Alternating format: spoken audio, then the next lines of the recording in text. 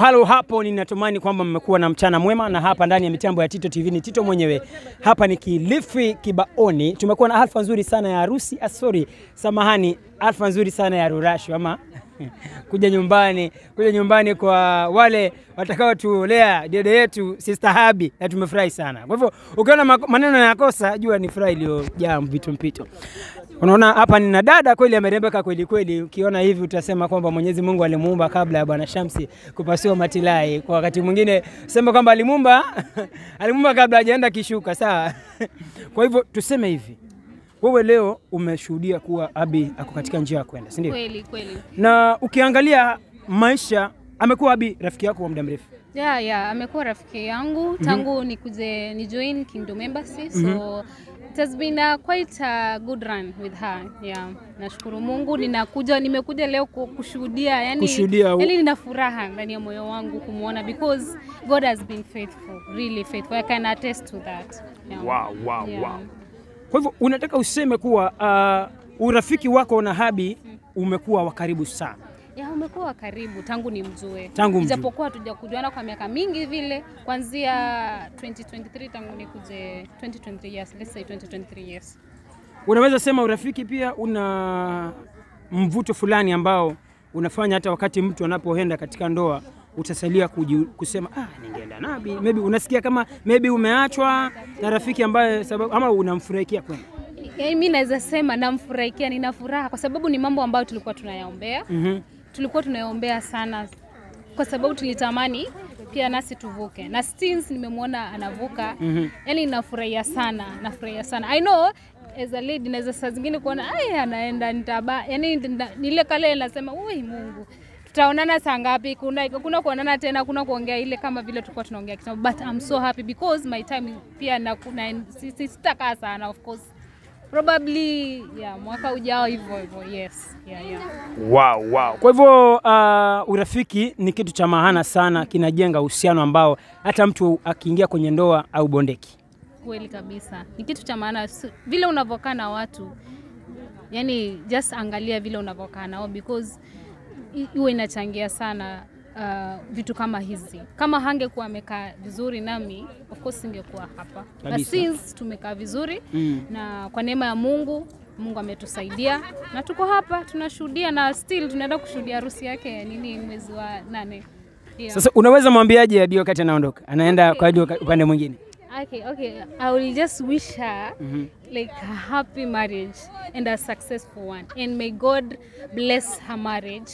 And may God fulfill every desire of her heart. Yes. Na Mungu, may her marriage be fruitful. And may the world celebrate her. Because mimi nikiona the world is celebrate her, I will be so happy. Yeah, I wish her all the best. Wow. Yes, I'm so happy. Wow. So, Sister Irene and I wish Abigail a happy marriage. Ndani ya mitambo ya Tito TV pia tunasema Abi, celebrate your marriage, be happy. Alfa ile ambayo tumekuwa nayo ya kuwa na furaha ama kufurahikia dada yetu Abi, nimekuwa na dada yangu Sara hapa, na pengine atuambie ni mkondo gani ambao anachukua sasa hivi. Kwema lakini dadangu. Nashukuru Mungu. Tumekuwa vizuri kutangia asubuhi hadi tukafikia wakati huu. Tunashukuru Mungu na utukufu wote umrudie kabisa. Yes. Kulingana na vile unaona mambo ama dalili ya mambo yanapofanyika katika mtaa wetu hapa ambapo tumekuwa, unadhani ni nini hasa ambacho kinaweza changia sana vijana kwenda na mitindo kama hii ya kuolewa na ndoa takatifu? Ndoa takatifu ina shortcut, ni kukuwa tu mwaminifu na kufuata vile Mungu anavyotaka. Kama vile tumehubiriwa pale, watu wajikaze, watu wajinyime raha za dunia, na wajue kuwa wakati unafanya tendo kama hili limefanyika leo, unamvisha mzazi nguo.